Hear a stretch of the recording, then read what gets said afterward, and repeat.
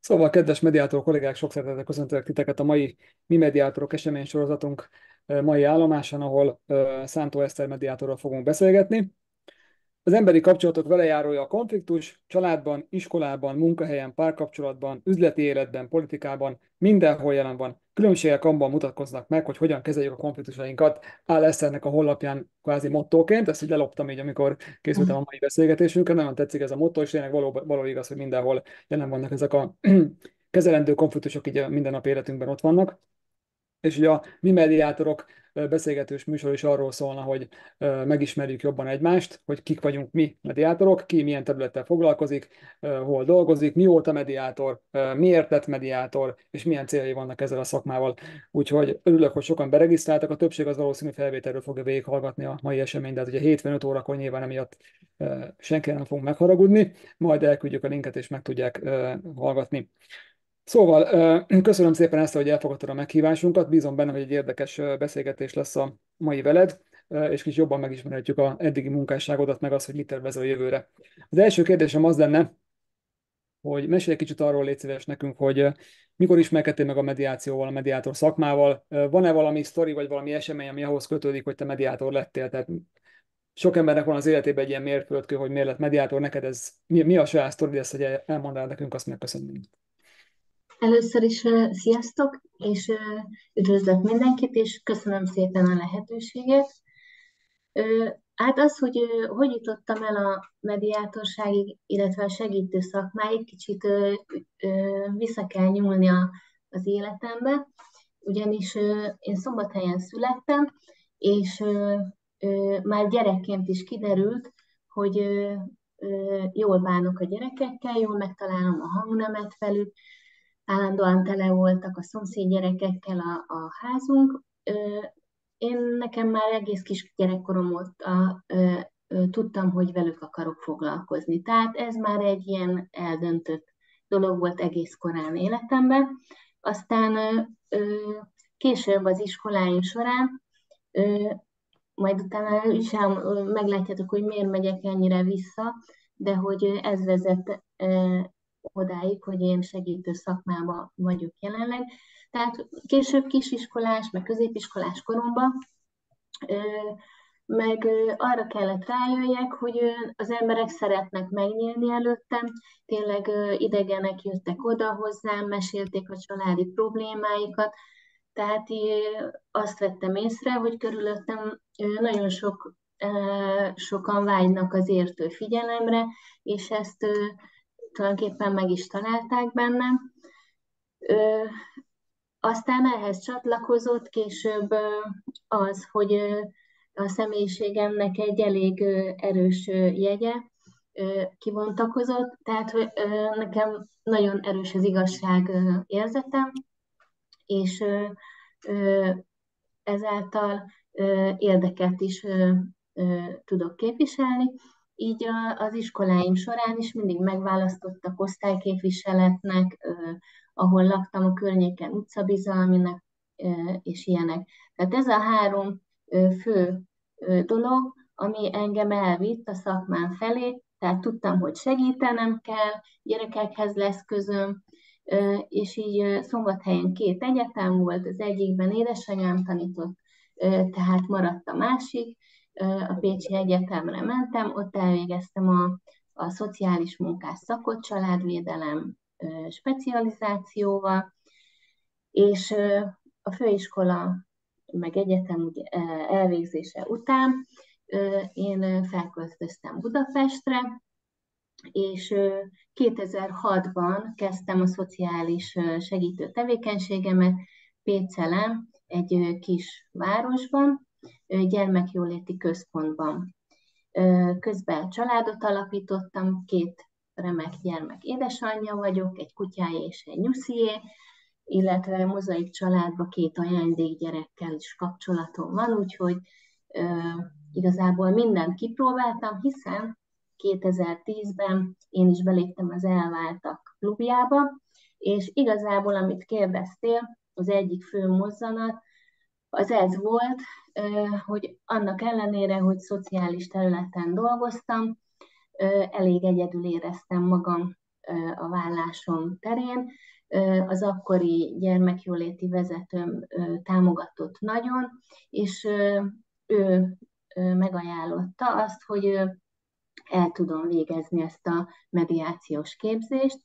Én, én büszkeséggel tudom kijelenteni, hogy Kardos Ferencnél végeztem, már pedig azért, mert ugye ő az egyik fő alapítója, vagy hát a képzés megálmodója, és már akkor 2010-ben Feri felismerte, hogy iszonyú nagy jelentősége lesz ennek a területnek, és hogy majd meglátjátok, törvénybe is beleteszik, tehát a jelentőségét már akkor felismerte Feri, és igazából ez meg is történt. Az első szárnycsapásaim itt a gyermekjólétibe kezdődtek, de igazából amikor úgy beindult ez a dolog, az a Pestre költözésem után történt, amikor a 8. kerület Budapest egyik legfrekventáltabb területén kezdtem el dolgozni, szintén gyermekjóléti központba. Itt már több mediációnk volt, aztán a gyermekjóléti központból átcsaltak a 8. kerület gyámhivatalába, úgyhogy egy kicsit erről az oldalról is rá tudtam tekinteni a gyermekvédelem sötét oldalára, de aztán hamarosan kiderült, hogy a papírokból való jogi paragrafusok nem az én személyiségemhez való, úgyhogy ezután visszamentem a jelenlegi munkahelyemre, ahol már több mint 10 éve dolgozom, szintén gyermekjóléti központ, ahol gyermekjóléti esetmenedzser vagyok, tehát veszélyeztetett családok, gyermekekkel foglalkozunk, és a mediációért felelős koordinátor, tereptanár, tehát jönnek hozzánk a Károliról, a Pázmányról, az Eltérről, vagy éppen ahonnan gyakorlatra a tanuló mediátorok, illetve vendégelőadóként eltén is segítem a gyakorlati tapasztalataimmal a tanulókat. Nagyon élvezem egyébként, és ami ilyen sarokkő volt a mediáció területén az életemben, az az, hogy a Tegyezbe is dolgozhattam, tehát ez a kapocs megmaradt a gyámhivatallal, több mint 5 évig gyámhivatalok által elrendelt mediációban vettem részt. Nagyon akkor, abban az időszakban a törvényi változás előtt még nagyon, tehát a törvény létrejötte után, de még a rendelet változás előtt rengeteg ügyünk volt, úgyhogy nagyon sokféle közvetítésben tudtam részt venni, és igazából ott indult be így jobban a szerepem ezen a területen, mert sok olyan ügyféllel találkoztam, akik egyenlőtlen viszonyból kerestek fel,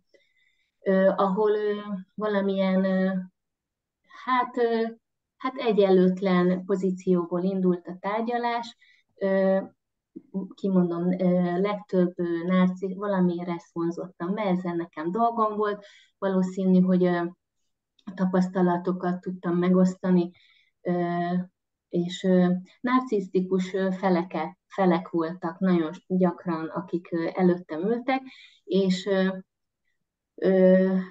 azt vették észre a felek, hogy felismerem ezt az egyenlőtlenséget, és nem csak felismerem, hanem tudom is kezelni. Tehát nem érezték magukat elnyomva a tárgyaláskor, nem a megszokott sémákba tudtak pörögni, hogy csak bólogat, csak az a szerep maradt el, hogy csak bólogatnak, és ezt valószínű, hogy tehát, hogy egyenrangosítani tudtam a feleket, és egyenlő esélyük volt, nem érezték azt, hogy kényszer helyzetben vannak, és ezt felismerve igazából elindult egy szájról szájra ajánlás, és igazából ez az egyik lökéspontja ennek a területnek az életemben, és ekkor egy szájról szájra ajánlás során 2016-ban eljutott hozzám egy szülőpáros, ahol szintén egyenlőtlen pozícióból indult a tárgyalás, illetve ugye a mediációnak egy nagy előnye a diszkréció, és igazából ezért is kerestek meg, mert az egyik fél az elég ismert és vagyonos ember, így, így hát ennek a hírnek, hogy tudom kompenzálni, vagy hát úgy tudom a kommunikációt levezényelni, hogy egyenrangú félként tudjának beszélni egymással, illetve ennek a diszkrét körülménynek köszönhetően meg is állapodott a két fél, és hát igazából nekem egy kezdetleges webbanos honlapom volt, amit én így szerkezgettem, és miután megállapodtak, akkor azt mondta az egyik fél, egyébként azt majd észrevetitek, hogy én nem használok anya, apa, meg direkt kerülöm a nő és a férfi kifejezéseket, mert nem ez számít egy mediációban, teljes objektivitás képviselem. Tehát az egyik fél olyan szinten meg volt elégedve, és annyira nem tudta elképzelni azt, hogy ebből megállapodás születhet, hogy kaptam tőle egy kritikát, köszönetképpen, ami igazából elindított egy kicsit a professzionalizmus terén, mert hogy azt mondta, hogy nagyon-nagyon köszöni a munkámat, de hadd engedjek meg neki egy kritikát, az én honlapom egyáltalán nem tükrözni a szakmaiságomat, és azt a professzionalizmust, ahogy hozzájuk álltam, hadd ajánljon egy komolyabb honlapszerkesztőt, és hogy megkért arra, hogy csináljak egy komolyabb honlapot, és ezáltal megszületett a jelenlegi honlapom, illetve mivel ő egy sikeres vállalkozó, ellátott vállalkozó tanácsokkal, hogy szerepeljen sok esettanulmány, esetleg média megjelenés a honlapon, és foglalkozzak vele folyamatosan, és ez esetleg növelheti a megkeresések számát. Úgyhogy ezek voltak a mérföldkövek az életemben, amik a segítő szakmán belül elsodort a mediáció felé. Köszönöm szépen. Most már értjük, hogy miért mentél vissza az időben, mert ide egymásra épülő Igen. karrierlépések voltak ezek, amik ide ugye eljutottak. Ugye említetted, hogy már 10 éve gyermekjóléti szolgálatnál dolgozol, és mellette, ha jól értem, akkor mellette van ez a mediátor praxisod párhuzam. Igen. Um, Ezt Főállásban is csinálom, illetve privátban is. és ez a privát mediátor praxis építés, ugye, amikor volt ez a lökés, új honlap, marketing, meg professzionalizmus felé lépés, ez mikor volt nagyjából? 2016-ban volt ez Hm? a lökés, vagy ugrás, és igazából emellett én a főállásomban is csinálom, a gyermekjóléti központban, ami érdekesség, hogy a 10x évem alatt, hogy tavalyi évben rengeteg nemzetközi megbízásunk volt. Tehát így 20-30%-uk nemzetközi érintettségi volt, portugál, venezuelai, volt egy kínai, most egy izlandi apuka van, úgyhogy 13. kerületben van egyébként a fő munkahelyem, és itt nagyon sok vegyes házasság van, és egyre több az ilyen nemzetközi érintettségű megkeresés is. Ezen kívül a gyermekjólétén kívül egyébként egy vidéki gyermekjóléti központba is besegítek, illetve civil csoportokban benne vagyok, ahol szintén megtalálható és elérhető vagyok, meg hát a honlapomon keresztül tudnak megtalálni.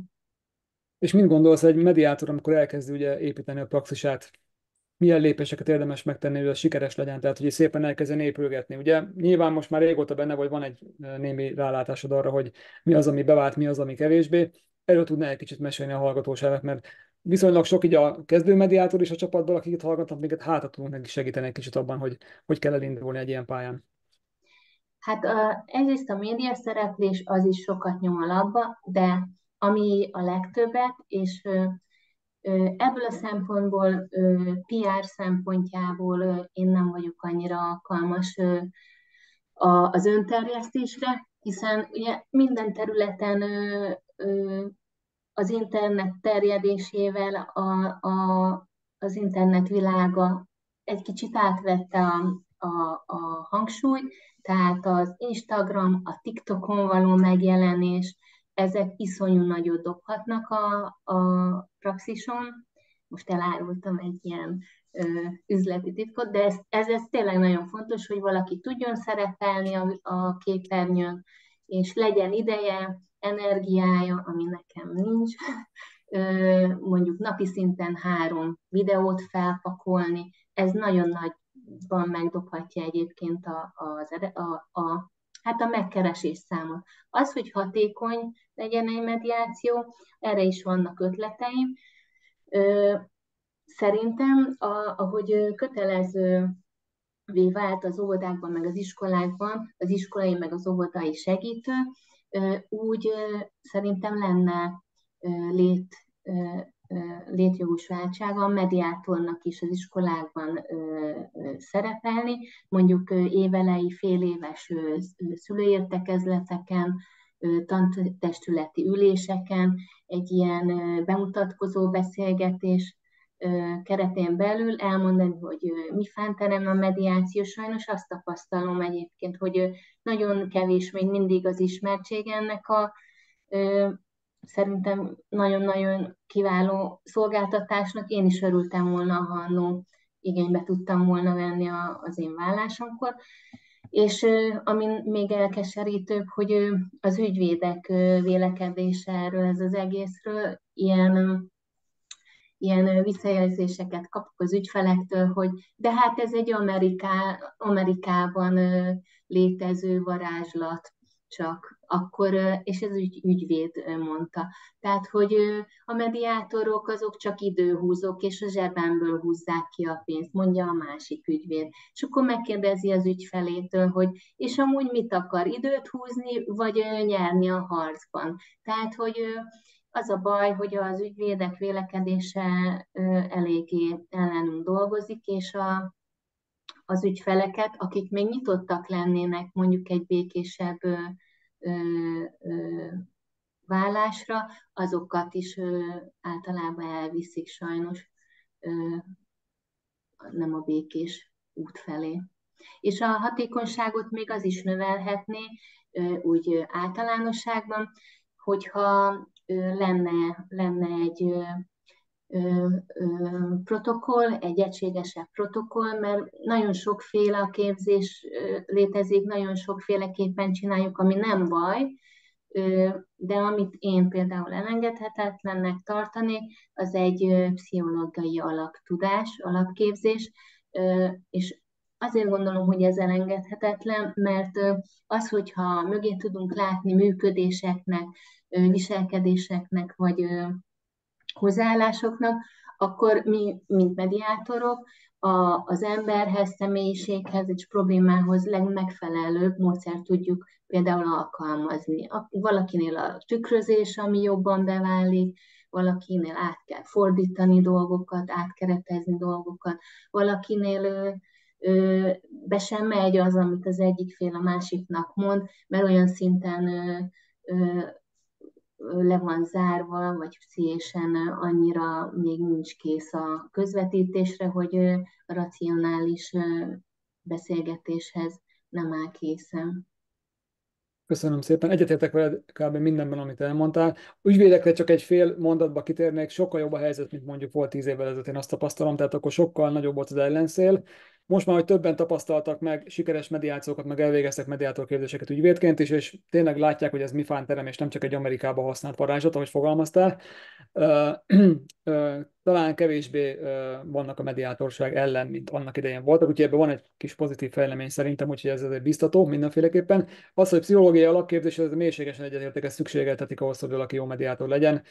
Szerintem vannak is ilyen jellegű továbbképzések, amikre el lehet menni, ahol egy kicsit jobban bele tudunk ebbe menni, mert ez fontos. Amellett, hogy valaki még ilyen jogi alapokkal is rendelkezik, hogyha mondjuk vállási mediációt visz, akkor az a kettő szerintem együtt mindenképpen kell, hogy legyen egy jól működő mediátornál.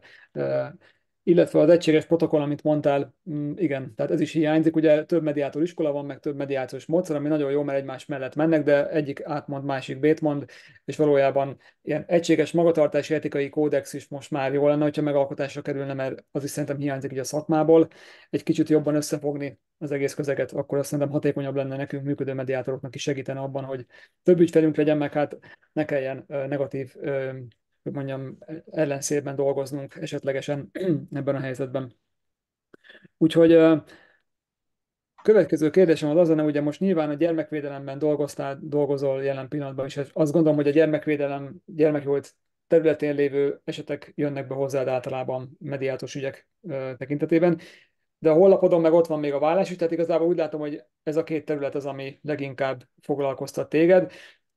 Mesélj egy kicsit arról, hogy például a vállási mediációkban mit látsz, hogy alakulnak a számok, a trendek, milyen élmények érnek, amikor ilyen vállófélben lévő szülők érkeznek. Ugye az előbb mondtad, hogy egyre több a nemzetközi megkeresés a 13. kerületben, ugye nyilván több a vegyes házasság, miatt ez, igen, ez előfordul, de valóban egyébként így vannak a tendenciák, hogy nagyon sok vegyes házasság van, és ugye, mivel a házasságok jelentős része vállásra végződik, őket is előbb-utóbb utoléri ez a dolog, és akkor szerencsére elmennek mediátorhoz. Én is tapasztaltam ezt, hogy egyre több ilyen jellegű megkeresés érkezik be, hogy vegyes párok érkeznek.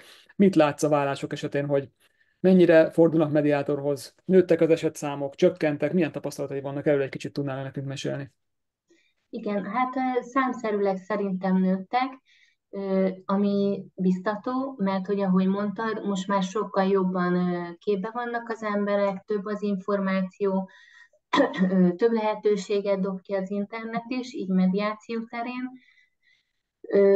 Mindenképpen több a megkeresés. Hála Isten, ahogy mondtad, az ügyvédek hozzáállása is egy kicsit változott.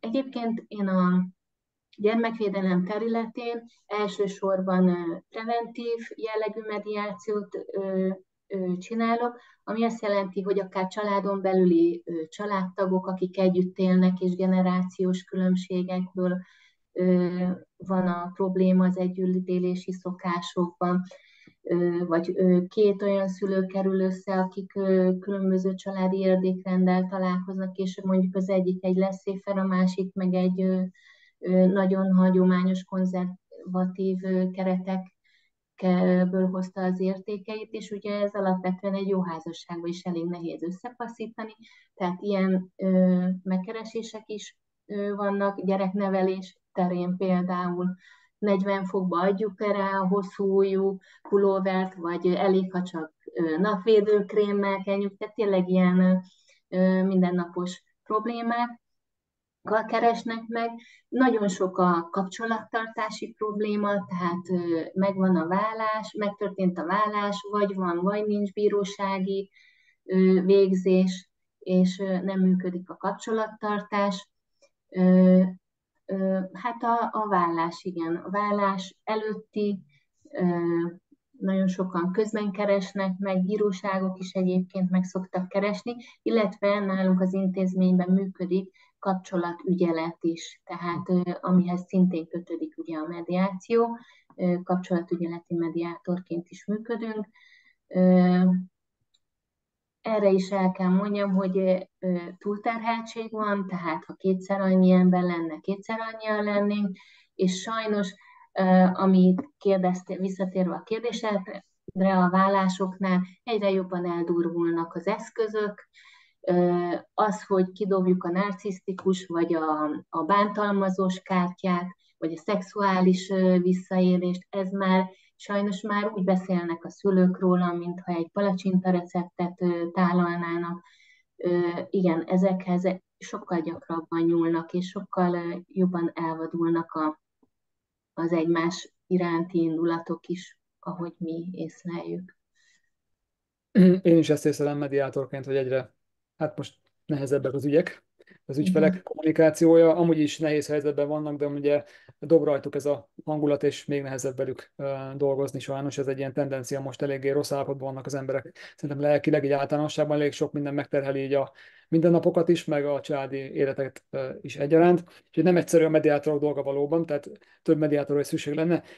Most vagy válaszolsz, vagy nem, azért így nagyjából el tudnám mondani, hogy körülbelül az a magánpraxis, amit viszel, az így éves szinten nagyjából hány ügyjel működik, tehát hogy így a vállások száma hozzá, hogy csapódik le így nagyjából így nem kell a konkrét számot kimondani, csak hogy így milyen nagyságrendeket lehet így elképzelni körülbelül. Hát számot nem tudok mondani. Ö, Hát annyit tudok mondani, hogy ebből még sajnos nem tudnék megélni. Uh-huh. Tehát, hogy ha lenne annyi megkeresés, mint amennyi egy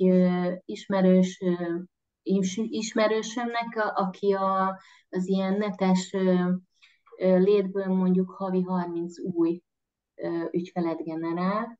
Ha ezt én meg tudnám csinálni, akkor már elég lenne a megélhetéshez, egy jó megélhetéshez. Mivel én nem szereplek ilyen platformokon, ezt én nem tudom generálni egyrészt, másrészt én nagyon szeretem az eredeti főfoglalkozásomat, a gyermekvédelmet, amit nem hagynék ott, úgyhogy én azt mondom, hogy én el vagyok ezzel így, amennyi megkeresés jön, azt meg tudom maximálisan csinálni. Ö, Igazából ennyit tudok erről mondani. Az a lényeg, hogy egyensúlyban legyél magaddal, meg a szakmával, és Igen, amennyi úgy van, az neked ennyi elegendő, és itt igazából csak ez volt a kérdésem, hogy így ezzel meg vagy elégedve. Valóban, hogy az igen, ember más platformokon megy, meg tényleg akkor teljesen ráfókuszál, akkor lehet sokkal több ügyet is behozni. Kérdés, hogy a nagy ügyszámot tudja egy mediátor hogyan tudja kezelni, mert azért hát eléggé megterhelő tud lenni egy eset, tehát igen. rengeteget kell dolgozni magunkon utána, hogy aztán visszatérjünk így a normális emberek közé. Úgyhogy tehát így elég nehéz ez a szituáció ebből a szempontból.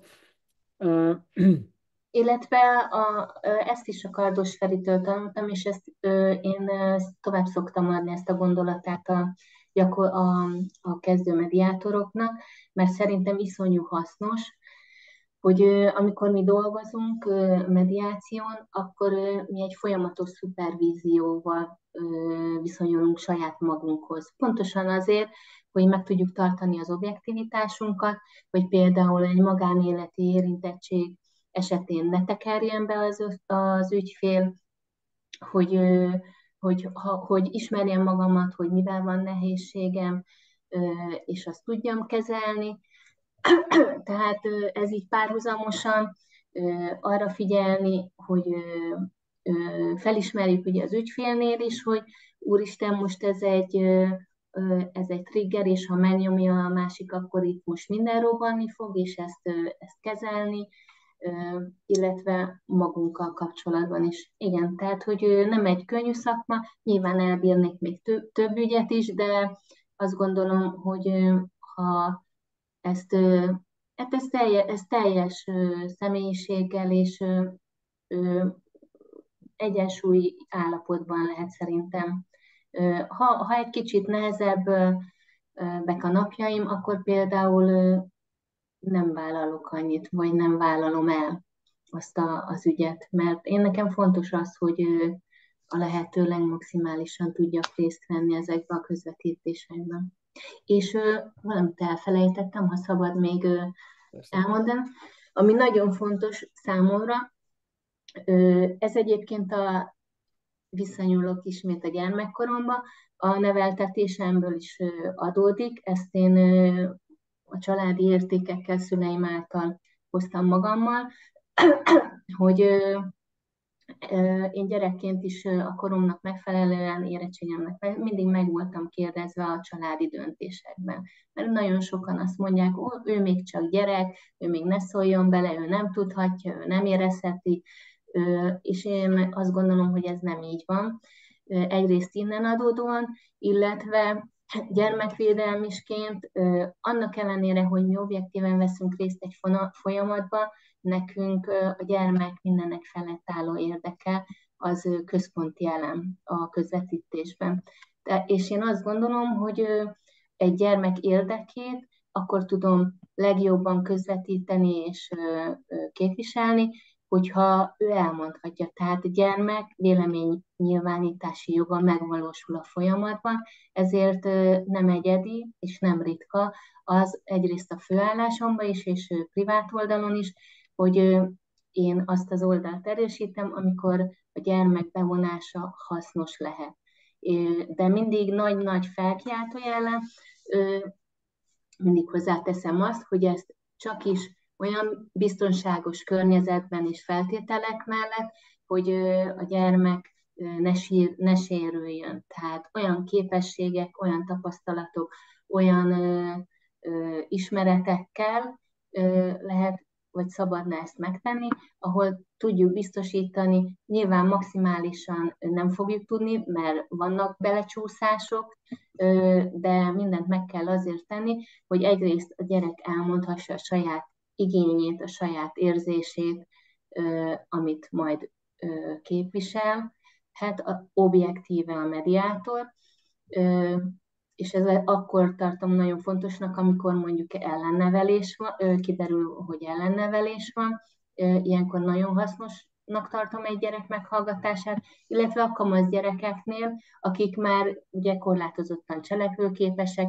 és el tudják mondani, hogy mit szeretnének, amikor egy egész, és itt jön be megint a pszichológia, egy egész más élethelyzetben vannak kamaszként, más lesz a prioritás, a kortárscsoportok fontossága megnő, még a gondozó szülő is hanyagolva érzi magát, és ilyenkor a kapcsolattartásokra ez iszonyú befolyással van, és igenis ilyenkor mondja el a gyerek, hogy ő mit szeretne, mit igényel, és én ezt fontosnak tartom, hogy erre adjunk teret. Köszönöm, hogy ezt behoztad, ezt a témát, mert ez volna a következő témakör, amit érintettem volna, hogy zajlik nálad egy ilyen gyermek meghallgatás, tehát hogy kell elképzelni ezt a gyakorlatban, hogy ezt el tudnád így mondani nekünk, hogy hogy csinálod ezt így módszertanilag? Először is ugye Magyarországban a bürokrata ország, mindent le kell papírozni, tehát van egy formanyomtatvány, ahol mind a két szülő hozzájárulását adja a gyermek meghallgatásához. Én egyébként nem csak a szülői felügyelettel rendelkező szülőt szoktam megkérdezni, hanem a másikat is. Illetve a gyermeket magát. Mindig elmondom a szülőknek, hogy ez egy nem kötelező dolog, ez egy önkéntes dolog, ne rángassuk bele a gyereket, hogyha nem akarja. Tehát tényleg csak akkor tálalják ezt lehetőségként a gyereknek, hogyha ő is szívesen vesz ebben részt. Ha ez a papírozás megvan, akkor nyilván ott arról is nyilatkoznak, hogy szülő jelenlétében, vagy szülő jelenléte nélkül történik ez a meghallgatás.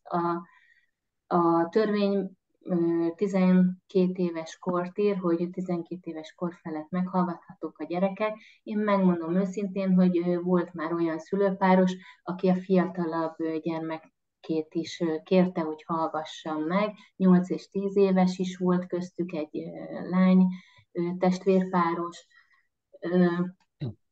és miután külön beszélgettünk, ez egy barátságos beszélgetés. Semmiképpen nem szabad azt éreznie, hogy neki kell teljesítenie.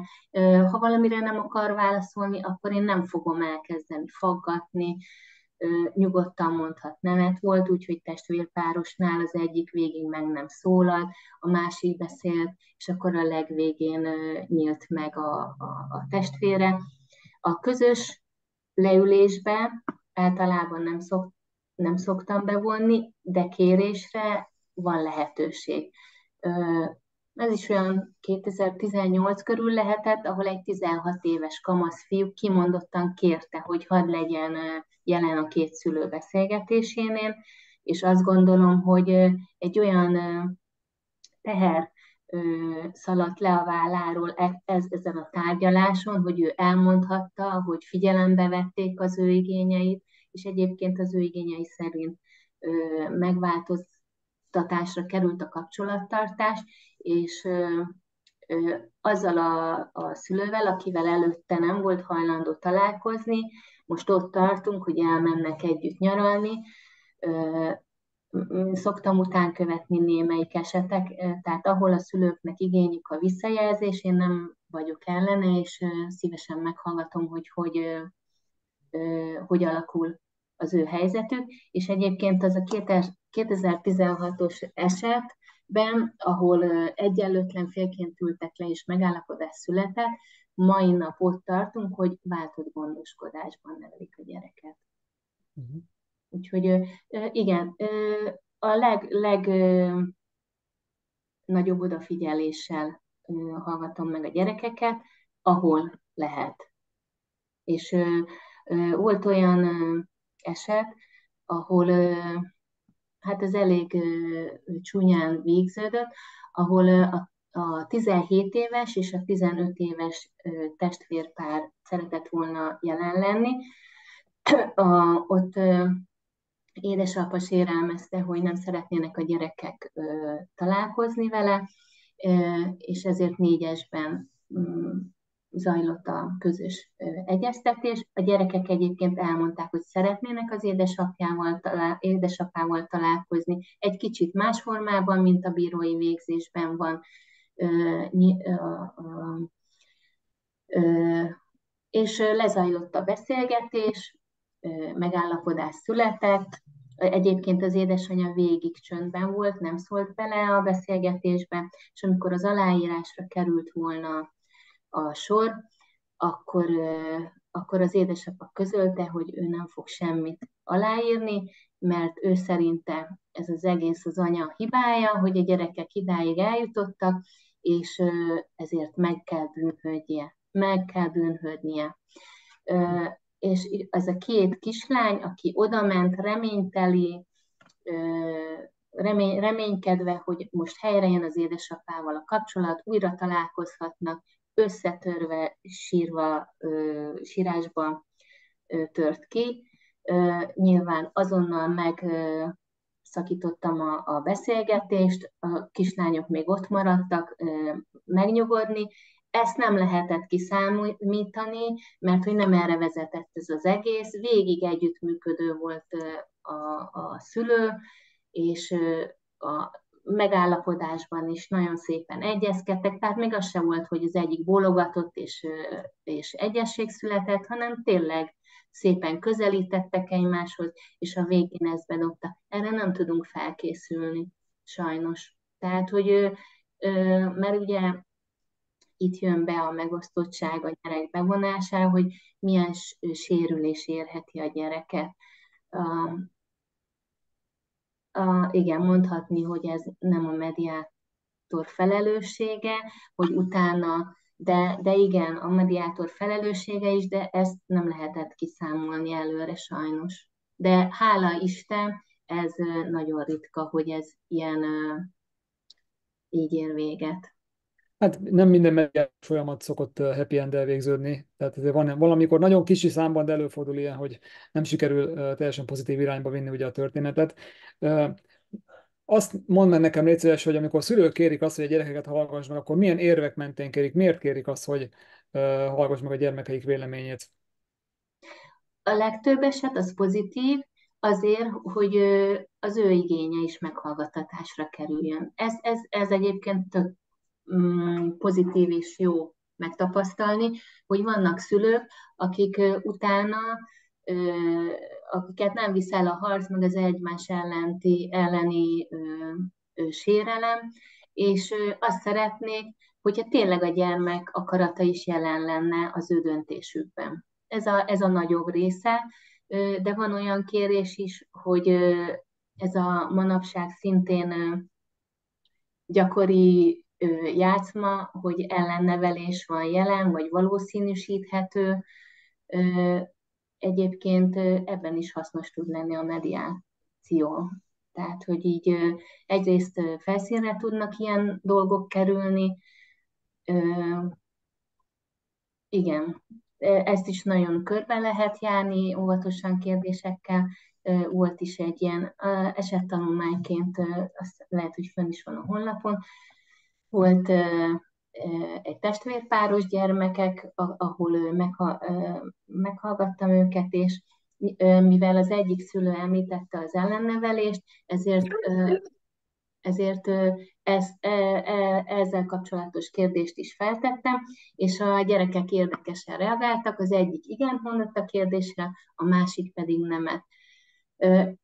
Nyilván visszatérő kérdésben megismételtem a témát, és akkor a gyerekek egyébként nagyon okosak voltak, mert észrevették, hogy hasonló a kérdés jellege, és akkor megváltoztatták a válaszukat. De mivel megváltoztatták, aki igent mondott, az nemet mondott végül, aki meg nemet mondott, az meg igen, tehát most se sikerült ugyanazt mondani, tehát ebbe a kérdéskörbe valószínűsíthető volt a befolyás, a gondozó szülő befolyása. Tehát elég sok minden kiderülhet, és ehhez kapcsolódóan én azon mediátor vagyok, aki nagyon fontosnak tartja az előkészítő beszélgetést, mert olyan információk derülhetnek ki, olyan lényeges befolyásoló tényezők, amik előbbre is vihetik a közvetítést, de meg is akaszthatják. Igen. Illetve lehetőség van a szülők részéről egy ventilációra, tehát nem a mély vízbe, már a közös egyeztetésnél derülnek ki dolgok, amire mondjuk egy mediátor nem tud felkészülni. Az beszélgetésekkor azért nagyon sok érzelmi ventilálás szokott lenni, amik kicsit az amplitúdot lejjebb viszik, és sokkal egyszerűbb utána racionálisabban beszélgetni a szülőkkel. Igen, egyetértek, én is tartok előkészítő megbeszélést pont ezek miatt a jellemzői miatt, mert tényleg ez nagyon sokat tud segíteni a későbbi folyamatban is, hogy könnyebben lehet kommunikálni. Míg a gyerekeknél maradva egy kicsit, ez a téma eléggé felkeltette az érdeklődésemet, hogy amikor ugye a szülők kérik, hogy hallgass meg a gyereket, hogy a gyerek igényei is napvilágra kerüljenek, és akkor ők annak alapján tudjanak ugye hozni majd egy olyan döntést, ami mindenkinek jó lesz, akkor elő szokott fordulni, hogy gyökeresen ellentétes a gyereknek az igénye, mint amit a szülők így elsőre gondolnának arról, hogy mi a gyereké. Tehát, hogy igazából vannak-e ilyen eltérések köztük, ilyen látványosak. Szokott lenni. Előfordult, hogy teljesen mást akar a gyermek. Ezt is például megbeszélem a gyerekkel, mielőtt bármit kiviszek a szülők felé. Ő elmondja, hogy ebből mit szeretne vállalni, hogyha nem szeretné ő maga elmondani, mert azért ez egy iszonyú nehéz helyzet a gyerekeknek, mert mind a két szülőjét szereti, mind a kettőjének meg akar felelni, mind a kettőnek örömet szeretne szerezni, és mondjuk akkor is azt mondja, hogy szívesen megy, amikor nem. Ilyenkor megkérdezem, hogy mi az, ami vállalható, mi az, amit megoszthatok a szüleiddel, és amire rábólint, akkor azt én azért oda szoktam tenni. Szokott meglepődés, tehát hogy van, amikor meglepődnek a szülők, hogy hát ők ezt nem is gondolták, viszont jobb esetben átgondolják ezt, és ennek megfelelően dolgozzák ki egymás között. Tehát akiket nem viszel az érzelmi faktor, vagy az indulat, vagy az egymás legyőzése, vagy az ügyvédje, ott szerintem van esély arra, hogy a gyerek érdekében megállapodás szülessen. És Értem. igazából én mindig azt szoktam javasolni, hogyha 1% esély van arra, hogy nem az, hogy megállapodjanak, mert én azt gondolom, hogy egy mediáció nem csak akkor eredményes, amikor megállapodás születik, hanem ha mondjuk 10 év után el tudnak beszélni, meghallgatja a másikat, vagy 10 év után átmegy az, hogy ő mit szeretne mondani. Lehet, hogy ehhez mondjuk a mi átkeretezésünk, lefordításunk, átfogalmazásunk szükséges, de átmegy az, hogy ő mit szeretne. Mert hogy eddig egész más gondolt, mindig úgy kommunikáltak egymással, ezt nem is mondom, mert te ezt fogod reagálni. És akkor így létrejön egy kommunikáció közöttük. Tehát szerintem egy mediáció ekkor is eredményesnek mondható, ha elkezdődik például egy olyan folyamat, ami addig nem volt, vagy előbbre lépnek, vagy az derül ki, hogy az egyik szülőnek és támogatásra van szükségük, és úgy fognak tudni tovább lépni. Ö, Mert hogy igazából én a az illetékesi határokat betartva, ö, azért én gyermekvédelmi mediátorként én meg szoktam ajánlani, hogy hát lehet, hogy jól jönne egy szés támogatás, hogy könnyebben végighez tudja vinni ezt a vállási folyamatot, ilyesmi. És igazából az intézményben ehhez tudunk ingyenes szolgáltatást is ajánlani. Értem, köszönöm szépen. Mégis a gyermekvédelemnél maradva egy kicsit, ugye nagyon sok vállás végződik elég rosszul, és akkor még így finoman fogalmaztam, nagyon sok éveken át harcolnak a szülők, eljárás hátán, rengeteg konfliktus, ami egyértelműen a szülőknek sem jó, de hát nyilván a gyerekeknek a legrosszabb, akik ugye nem tehetnek erről a vállásról, mégis ők szenvedik meg az egészet leginkább.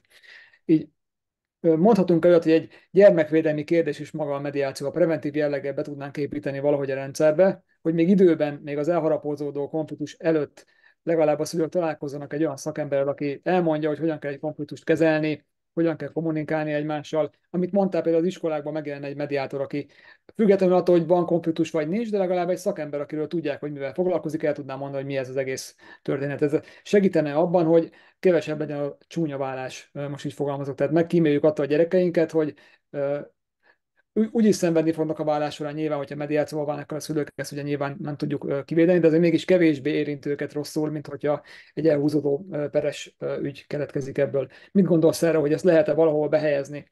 Esetleg jobban reklámozni, vagy jobban promózni, hogy ott a lehetőség, hogy ettől megkíméljük magunkat. Szerintem mindenképpen. Ugye Magyarországon a prevenció az nem egy preferált vagy támogatott dolog. Most egészségügytől kezdve a bűnelkövetésen át, a gyermekvédelemben is azt gondolom, hogy több hangsúlyt kellene a prevencióra fektetni, akár egy ilyen jobban promotált dologgal. Igen, ahogy én pont nemrég beszélgettünk a kollégákkal, hogy nagyon sok házasság már az elején sajnos halálra van ítélve, mert a házasság előtt például nincsenek felkészítve a házasulandók arra, hogy mi vár a házassággal. Ez nem csak arról szólt most, hogy mindent közösen csinálunk, de hogy például milyen nagy megterhelő időszak egy gyerekvállalás. Mert az első robbanás az ugye a gyerekszületés után van többségében, mert nincsenek felkészítve szülők a szülőségre. Mert ugye a szülőség valakinél jön ösztönösen, de nagyon sok olyan szülő van, akiben sem ösztönösen nem jön ez a dolog kompetenciában is, illetve családi háttérrel sem rendelkezik, ami felkészíti a szülőségre. Tehát ahogy ebben is én hiányt érzek, tehát a házasság előtti felkészítésre, igen, hogyha több területen lenne beékelve ez a lehetőség, szerintem nagyon hasznos lenne. Köszönöm szépen. Mielőtt például beadnak egy kérelmet a szülők a bíróságra, én most nem is tudom melyik országban, talán Olaszország vagy Törökországban van az, hogy kötelező részt venni egy ilyen mediációs beszélgetésen, mármint nem az eljárásban kötelező, hanem egy első találkozáskor, amikor tájékoztatják a szülőket, hogy ez miről szól. Talán a ti Igen, Olaszországban és jól tudom, Görögországban olasz működik ez a rendszer, hogy nem az igen, eljárásra kötelezik, hanem egy ilyen első beszélgetés, hogy legalább ott egy szakember elmondja neki azt, hogy miről szól az egész történet, és hogyha ezt szeretnél, akkor választhatod, ha nem, akkor is mehetsz igen. a bíróságra, de legalább van egy ilyen lehetőség. Ezt Igen, például én nagyon-nagyon követendő példának tartom, igen. hogy be lehetne iktatni a gyermekvédelmi rendszerbe, illetve az igazságszolgáltatási rendszerbe is. Köszönöm szépen. Most egy kicsit, mivel a beszélgetésünk második feléhez érkeztünk, és hogy abban maradtunk, hogy majd egy ilyen nehezebb témát itt a vége felé felhozunk a terítékre, mivel mindenki kamera nélkül van, szerintem olyan túl sok reakció lehet, hogy nem fog erre jutni, úgyhogy bemerem hozni, hogy ugye van a mediátor szakmában egy vélekedés, hogy a családon belüli erőszak esetén vagy mediálunk, vagy nem. Ugye van egy tábor, aki azt mondja, hogy egyértelműen nem nyúlunk hozzá, ez úgyhogy ezt nem vállalhatjuk el, mert nem tudjuk kontroll alatt tartani. Van egy másik tábor, aki nem ennyire hangos, meg nem ennyire van terítéken, aki azt mondja, hogy igen, így fél halkan mondom ki ezt az igen szót. Tehát, hogy lehet ilyen esetekben is mediációkat végezni. Neked ugye rengeteg ügyet láttál már, tehát tényleg van tapasztalatod, gondolom, hogy nehezebb esetekben is. Mit gondolsz erről a témáról, hogy lehet, mikor, ha lehet, akkor mikor lehet családon belül erőszak fennállása esetén egy mediátornak helye ebben a konfliktusban? Ö, Hát én azon távolt erősítem, aki nem ellenzi ezt. Viszont ugyanúgy, mint a gyermek bevonásánál, iszonyatos nagy a mediátor felelőssége, és egy alapos, tényleg egy mély interjús, előkészítős beszélgetésnél minden körülményt, minden eljárást, információt, ha lehet, akkor fel kell tárni, és ez alapján lehetne eldönteni, hogy van-e helye a mediációnak, illetve nincs. Ez ugye egy kezdődő közvetítésről beszélünk. És mi van akkor, hogyha a közvetítés közben derül ki az, hogy hoppá, itt elcsattant egy pofon, akkor automatikusan lezárni egy eljárást, ahol benne vannak érzelmileg egy folyamatban az emberek, szerintem nem jó dolog, mérlegelni kell. Befolyásolja-e az ott jelenlévő szülők döntését? Előttem volt olyan szülőpáros, akik amikor együtt éltek, akkor jelen volt a verbális és a fizikai bántalmazás is. Külön költöztek, és megszűnt. Ők akkor kerestek fel, amikor már külön költöztek. Most elmeséli mind a kettő, hogy de ő mindig lealázott, és mindig becsmérelt, amikor együtt éltünk 3 évvel ezelőtt. De ez az állapot megszűnt, külön élnek, és már olyan szinten nincsen kapcsolódás, hogy le tudták ezt tenni, és a gyermek érdekét figyelembe véve le tudtak ülni ezek a szülők, nem befolyásolta az aktuális érzelmi állapotokat, az aktuális körülményeket, tehát megkezdődhetett egy érdemi egyeztetés. Vagy konkrétan volt olyan szülőpáros, ahol az édesapa szenvedélybetegsége a fű volt, az édesanyja szenvedélybetegsége az alkohol volt, kölcsönösen bántalmazták egymást, de szülőként meg tudtak úgy felelősen gondolkodni a gyermekeikkel kapcsolatban, hogy félre tudták ezt az egész bántalmazás sztorit tenni, és nagyon szép megállapodás született, azóta is nevelik felváltva a gyerekeket.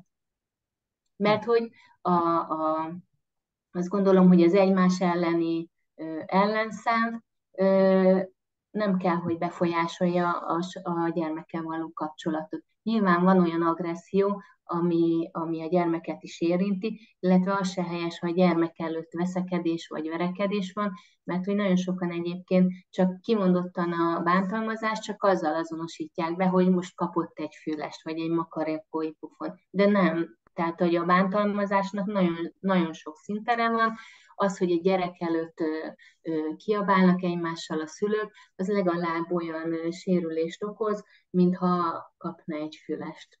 Tehát nagyon sokféle veszélyeztetés van, de ezt a mediátornak kell felmérni, hogy van helye a közvetítésnek, vagy nincs. Én ezt Igen, köszönöm gondolom. szépen. És mondjuk ugye nem ellenzett, tehát valamikor vannak ilyen esetek, amikor ilyenben is mediálsz. Mi az a pont, amikor viszont azt mondod, hogy semmiféleképpen nem válasz el egy ügyet? Mi az a típusú erőszak vagy cselekmény, ami történik a családban, amire azt mondod, hogy na, ezt biztos, hogy nem fogom elvállalni? Ha a folyamatban lévő több rendőrségi eljárás van a jelenben, akkor azért óvatosan nyúlok hozzá. Tehát, hogyha könnyű testi sértés, elmarasztalás van, akkor már sokkal óvatosabban nyúlok hozzá, illetve mindig megkérdezem a sértetti oldalt, hogy egyáltalán részt tud-e venni a közvetítésben, ha igen, egy légtérben, nem egyedi a sétáló mediáció nálunk, ahol olyan szinten elmérgesedett a szülők között a viszony, hogy nem tudnak egy légtérben meglenni, sokkal nehezebb a sétáló mediáció, nagyon nehéz a közvetítés, de létrejöhet kommunikáció. Ha volt olyan a fővárosnál, Tegyesznél, amikor ott közvetítettem, És ezt most azért mesélem ezt a konkrét példát, hogy lehet valaki több diplomás, értelmiségi, ez az apuka például egy Ausztriában működő szívsebészorvos volt, ha érzelmileg olyan szinten van, hogy nem képes racionálisan tárgyalni, sőt, az indulatait olyan szinten nem tudja kezelni, hogy még a mediáción is trágárul beszél, és trágár szavakkal illeti a másikat, illetve a mediátort is, ilyenkor azonnal megszakítom például, ha ez közben kiderül. Ha meg az elején, akkor megmondjuk, hogy sajnos nem tudjuk vállalni ezt a közvetítést. Például most van egy folyóügyem, ahol az izlandi apukát Izlandon zaklatásért elítélték, lezajlott a két előkészítő beszélgetés, és lebetegedett az anyuka, ezért ugye szünettel, tehát hogy késik a következő időpont egyeztetés, és olyan szinten agresszívan nyomást gyakorol ránk is, hogy megbeszéltük, ja igen, a fő munkahelyemen komediátorral, tehát párosan végezzük a mediációt, megbeszéltük a kollégával, hogy például ezt az esetet nem fogjuk vállalni. Aki ilyen szinten nem tud uralkodni az indulatain, és nyomást gyakorol, azt például nem látjuk értelmét. Most szóba hoztad a komediációt.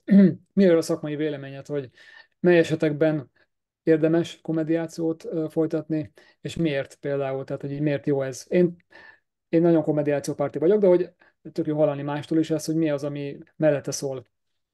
Nagyon hasznos tud lenni, főleg, hogyha olyan párja van az embernek. Szerintem ez is ugye személyiségfüggő, és mint ahogy ö, mm, nem mindenkivel érti meg egymást az ember, komediálni sem lehet mindenkivel, de hogyha szerencsés eset van, mint például én nekem nagyon jó komediátor párjaim vannak, ö, ö, ha megvan az összhang, a szimpátia és a szakmai kiegyenlítődés, akkor én ezért tartom hasznosnak, mert ha például volt olyanra példa, hogy valamit szerettem volna megvilágosítani az egyik félnek, és háromszor elmagyaráztam neki, vagy kifejeztem magam, és így főleg, ha ismerjük a párunkkal egymást, és akkor így ránéztem a páromra, és látta, hogy na, akkor itt megrekedt, itt segítségre van szükség, és akkor átadtam egy nézéssel a szót, és ő egész más, ő egyébként mentálos alapvégzettségi, egész másképp megfogalmazva, hát nagyjából sikerült átadni azt, amit szerettünk volna mondani. Tehát ha megszorulnánk ebben a helyzetben, ott van egy mentőöv, főleg ha ismerjük egymás rezdüléseit, nagyon hasznosnak tartom, vagy például olyan esetben, hogyha esetleg támadás érni a mediátort, nem fizikaira gondolok, hanem elfogultságra gondolok, vagy tehát, hogy olyasmi, akkor azért ketten vagyunk, és amit nagyon pártolnék, vagy pártolok, egy időben egyébként csináltuk is, hogy a nemek kiegyenlítése szempontjából, ha egy férfi és egy női mediátor van, akkor az azért a háttérbe szoruló érzéssel küzdő édesapáknál nagyon hasznos tud lenni, mert akkor nyilván azt érzi, hogy az ő nevéből is jelen van valaki, aki sokkal jobban megérti, oda tud fordulni, és ez is nagyon hasznos tud lenni. Igen, csak ugye nagyon kevés a férfi mediátor. Úgyhogy nehéz Igen, találni a piacon sajnos. ugye, igen, csak kevesen vagyunk sajnos férfi mediátorok, de azért hál' Istennek lehet az egy-kettőt kihalászni, és akkor vele együttműködve Igen. dolgozgatni ezeken az ügyeken, mert nagyon fontos tényleg ez a szempont.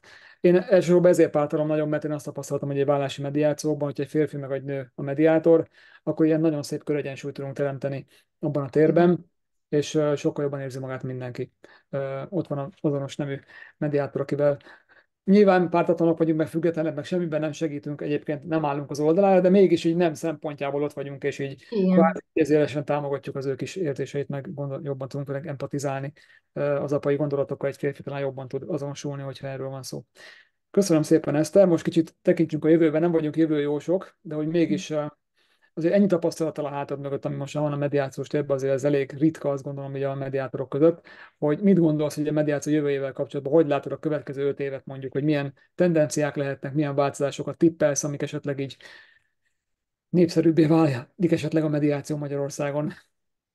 Hát hála Isten egyre több az ilyen konferencia, meg az ismeretterjesztő képzés.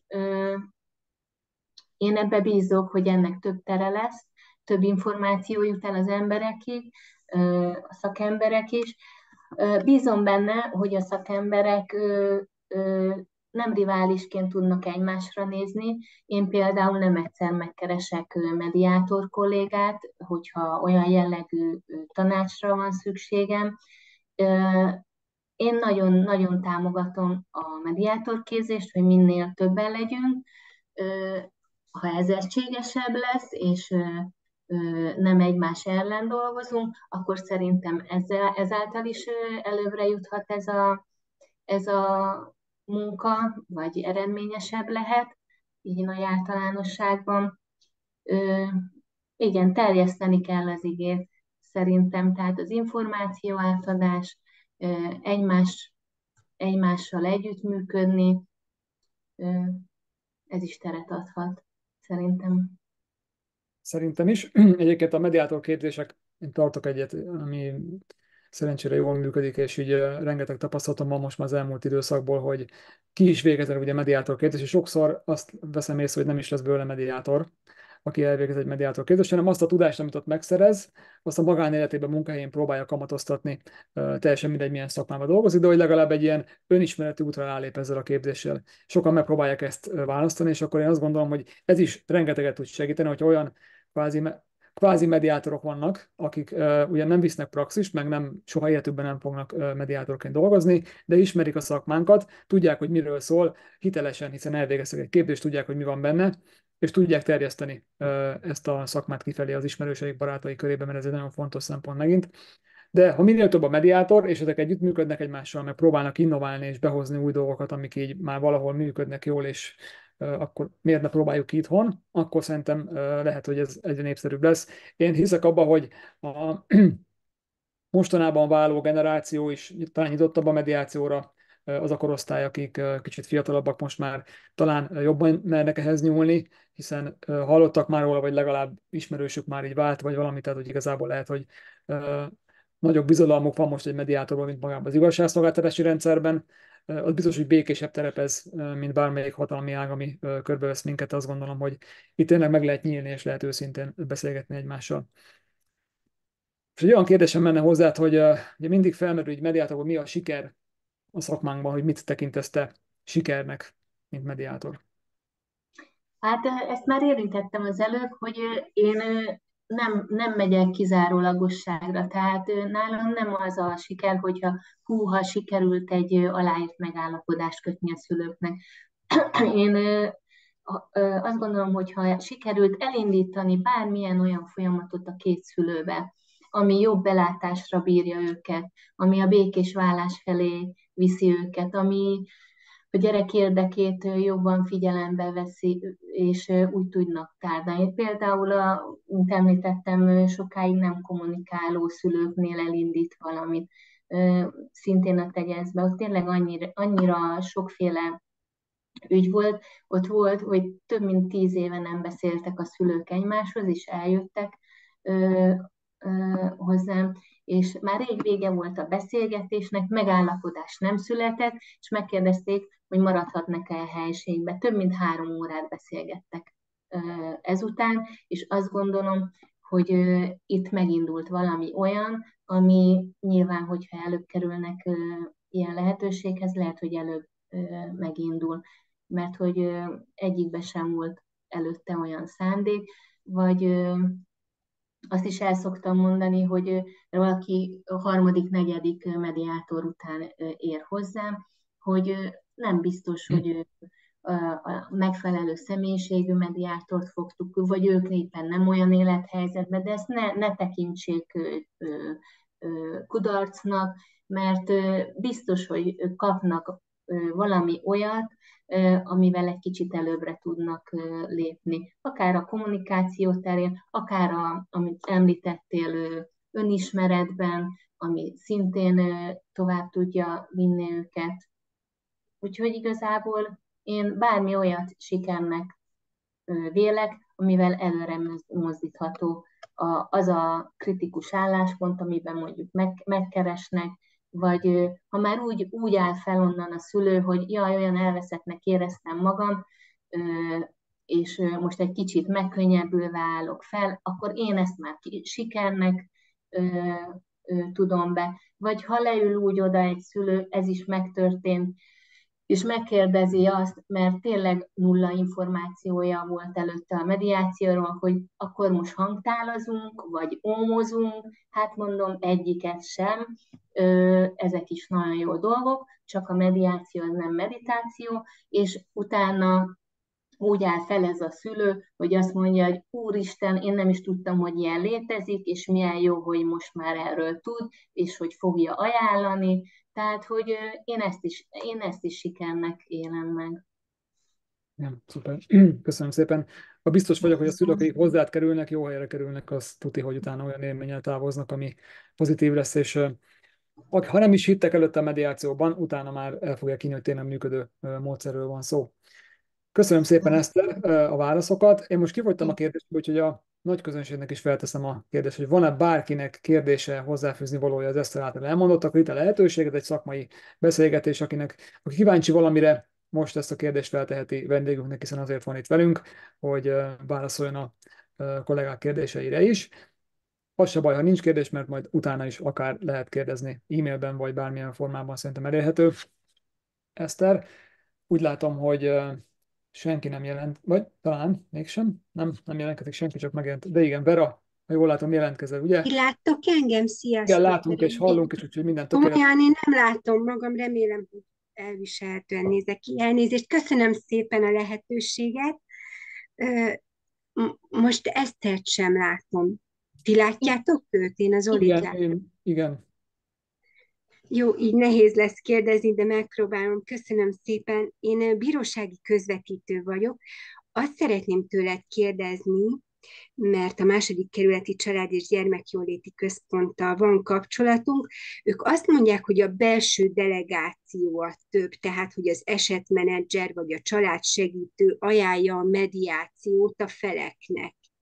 Tehát Igen. nem kívülről jönnek a megkeresések, hanem belső delegáció útján.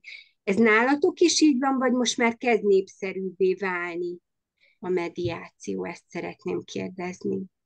Kezd népszerűvé válni, de valóban belső delegáció által. Tehát elkezdődik egy családsegítés, a családsegítő szolgálat családsegítője által, és a gondozási folyamat részeként, egy speciális szolgáltatásként van egy delegáló lap, és azzal a gondozási folyamat részeként csatlakozunk be a családok életébe. Úgyhogy igen, nálunk is így történik. Nyilván, hogyha külső megkeresés érkezik, akkor először a családsegítő szolgálathoz jelentkeznek. Itt egy ilyen előzetes beszélgetés interjúban a családsegítő felméri, hogy egyáltalán mediálható-e a dolog. Mi egyébként nulla információval kapjuk ezt a delegálólapot, annyi szerepel rajta, hogy ez most gyerekelhelyezés, vagy családon belüli konfliktus, vagy kamaszmediáció, tehát hogy magának a mediáció jellege van meghatározó, információt nem kapunk, tehát az objektivitásunk semmiképpen nem sérül, és ami különbözik a gyermekvédelmi mediációban, hogy viszont, hogyha a mediáció során gyermekveszélyeztetésre utaló információk kerülnek napvilágra, akkor nekünk jelzési kötelezettségünk van, amit meg kell tennünk. Nagyon szépen köszönöm. Nem tudom, választ kaptál a kérdésed. Abszolút, és még annyit hadd mondjak el, nem hízelgésképpen, de hogy fantasztikus a Család és Gyermekjóléti Központ munkája. Tehát akikkel én kapcsolatba kerültem, most már több kerülettel, elhivatott nagyon komoly szakemberek, úgyhogy gratulálok, ezt tudom mondani. Most is egy ilyet Köszönöm. ismertem meg, úgyhogy köszönöm szépen. Hát nagyon köszönjük. Élmény volt. Köszönjük, mert ritka az elismerése ezeknek a dolgoknak, mert ugye a mi munkánk nem mérhető számban, és legtöbben ezt az eredményt várják felmutatni. Egyébként így visszatérve a sikerességre is, most mondtad, hogy bírósági közvetítő vagy, én azt is mindig elmondom az ügyfeleknek, akik hozzám kerülnek, hogy attól még, hogy most vagy a GYO-ba nem sikerült előbbrelépni, mindig van lehetőség az eljárásba kérni ezt a szolgáltatást, és mindig bíztatom őket, hogyha más nem, akkor próbálják az ügyvéddel megbeszélni azt, hogy a bírósági mediátorokat vegyék igénybe. És ennek érdekében, mert nálam nagyon fontos a hitelesség, egyébként a vállásom is egy kicsit ezt erősíti, hogy hitelesebben tudok olyan szituációkra esetleg iránymutatást adni, amiben bele se gondolnak, hiszen nem minden nap válik az ember, és ennek érdekében, hogy hitelesen tudjam a bírósági mediációt is ajánlani, felvettem a bírósági mediátorral a kapcsolatot, és érdeklődtem, tehát hogy informálódtam ezzel kapcsolatban, hogy miként zajlik ott a közvetítés, és meg kell állapítsam, így magamban megállapítottam, hogy sokkal nehezebb dolgotok van ott a bíróságon, amikor egy perbe beékelődve kell közvetíteni, amikor sokkal nagyobb a nyomás az ügyvédeknek, amikor sokkal nagyobb a nyomás a bíró részéről, hogy itt végrehajtható egyességnek kell kijönni, szerintem sokkal nehezebb, úgyhogy le a kalappal, most ez nem egy vissza dicséret lett volna, de én ezt gondolom, és mindig javaslom is a szülők, vagy hozzám fordulók részére, hogy mindig, ha 1% van, akkor használják ki, mert akkor mindig tükörbe tudnak nézni, hogy tényleg az utolsó lehetőséget is kihasználták arra, hogy ők békésen meg tudjanak egyezni. Köszönjük szépen. Én köszönöm a kérdést. Köszönjük szépen. Van még valakinek esetleg kérdése Eszterhez, így a gondolatai folytán?